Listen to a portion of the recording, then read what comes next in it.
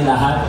Isang malaking karangalan po na makatanggap po ngayong gabi na bilang isang social media influencer of the year. Bilang isang content creator, ginamit ko lang ang aking social media platform, ibahagi ang aking kwento at inspirasyon. At maraming salamat PNPC Star Award sa pagkilala nito. At of course, hindi ko rin sasayangin itong opportunity para magpasalamat sa aking matatag na social media team mula sa aking videographer, editor, at lahat ng mga admins ko na tumutulong para mag-reply sa dami nagme-message, sa mga inquiries, sa mga nangangailangan ng tulong, sa mga projects at mga appointment. So,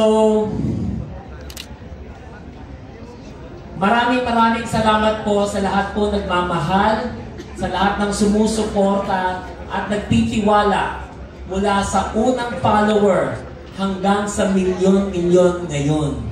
Tulad ng aking dalawang fan page na Facebook na umaabot na 19.1 million follower, ang aking Instagram na may 442,000, ang aking YouTube channel na may 2,350,000 subscribers, ang aking TikTok may 3.3 million followers.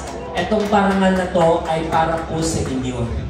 At nandito po ako sa entablado po ngayon.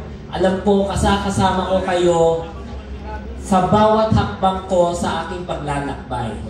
At ikinapangako ko po, bilang isang content creator, bilang isang social media manager ng mga kilalang personalidad tulad nila Madam Inuts, nila Herlin Hipon, nila Sugar Mercado at marami pang iba, ipapalaganap po natin na lahat ng pinopost natin na kailangan may hashtag responsible vlogging, hashtag no fake news, hashtag cyber safety.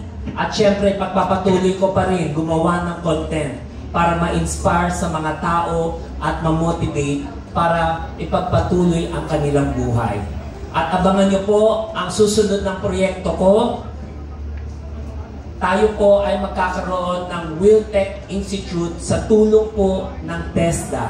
Ito po ay libre po sa schooling po. Ang kurso nito ay free content creation po. Isa po sa mga advocacy ko ay tumulong, lalo na po yung livelihood program. Kaya tuturuan natin ang ating kababayan sa content creation para kahit nasa bahay, kumikita po lahat. Maraming salamat po sa inyo lahat at mabuhay po tayo.